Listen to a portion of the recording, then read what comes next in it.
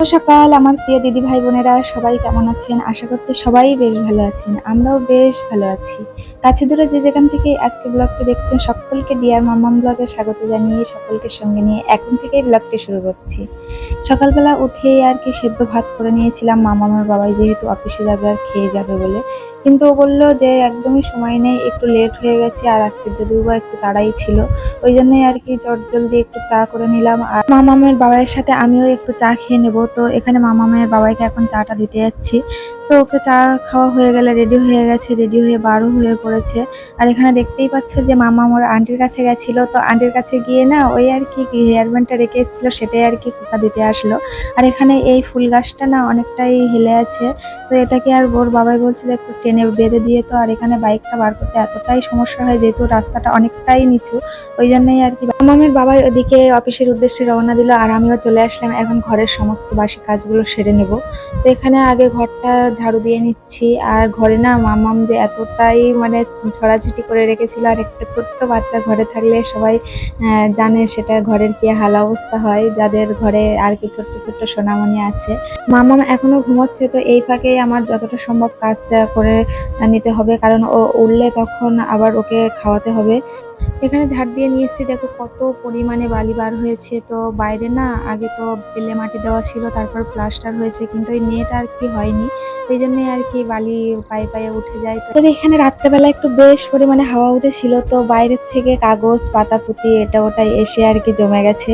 এখন আমার বাইরের এই পুরো মাথা মাথা জায়গাটাই পরিষ্কার করতে হবে। তো রাত্রেবেলা এত পরিমাণে হাওয়া উঠেছিল, ভাবলাম যে এই গরমের মধ্যে যদি একটু বৃষ্টির মুখ দেখা যায় তাহলে অনেকটাই স্বস্তি পাওয়া যাবে, কিন্তু সেটা আর হলো না। বেলা যতই বাড়ছিল ততই রোদের তেজটা যেন বেড়েই যাচ্ছিল।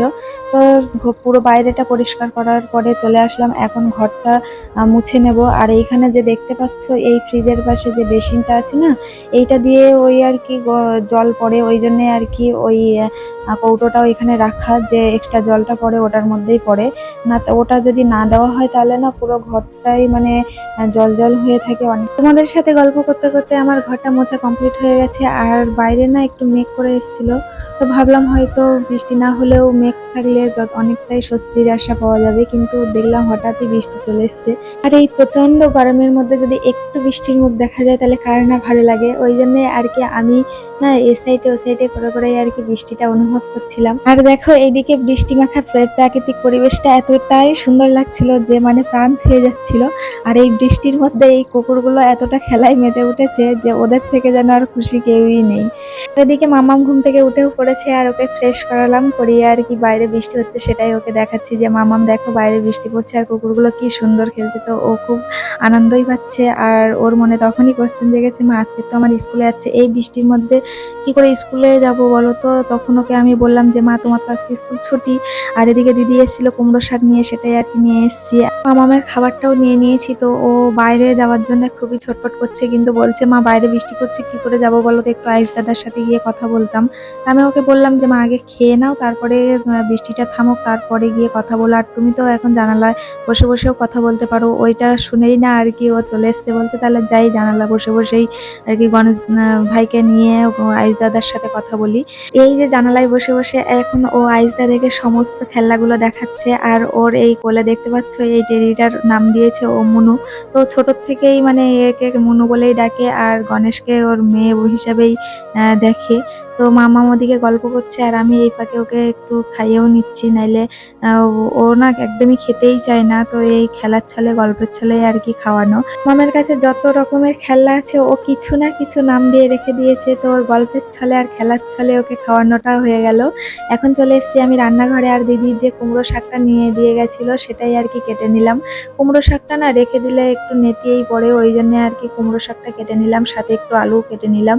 আর এখানে একটু নিয়েছি উচ্ছে আর আলু। আর এদিকে হয়েছে কি মামাম তো আইস দাদার সাথে বেশ গল্প করছে জানালায় বসে বসে, কিন্তু তার মধ্যে ওর মাথায় কোশ্চেন এসছে যে মা বাবা তো ভিজে যাবে। অ্যাকচুয়ালি হয় কি ও যখন না ঘুমায় তখনই ওর বাবা বার হয়ে যায়, তো ওর বাবার সাথে আর ওর দেখা হয় না।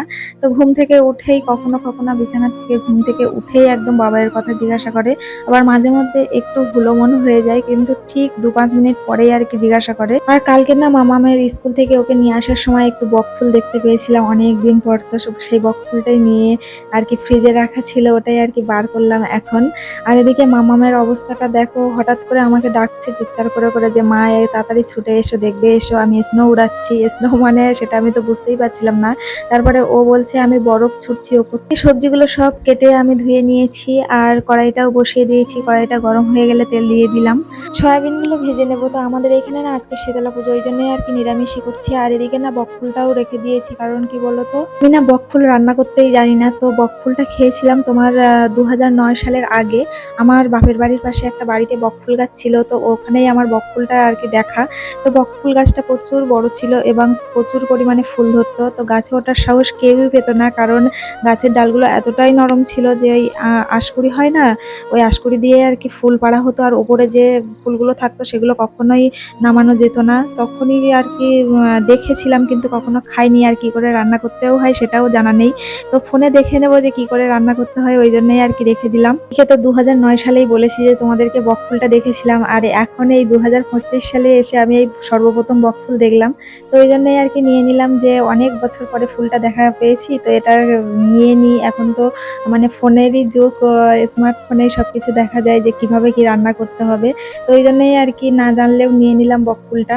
এখন সবার মনে প্রশ্ন আসতেই পারে যে 2009 সালের আগে বকফুল দেখলে এত বছর পরে কেন বকফুল দেখলো, যেহেতু বাপের বাড়ির পাশেই বললো যে গাছটা আছে।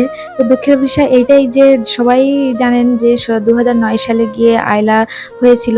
সেই সময় না আমাদের ওইখানে নদী বাঁধগুলো ভেঙে গেছিল। তো নদী বাঁধ ভেঙে পুরো চারিদিকে আর কি জলে ভরে গেছিল। জলটা অনেক দিন ছিল, প্রায় 1-1.5 মাস মতো ছিল আয়লার জলটা। তো সেই কারণেই আর কি অনেক গাছ মরে গেছে, এমনকি প্রচুর বাড়িঘর ভেঙে গেছিল।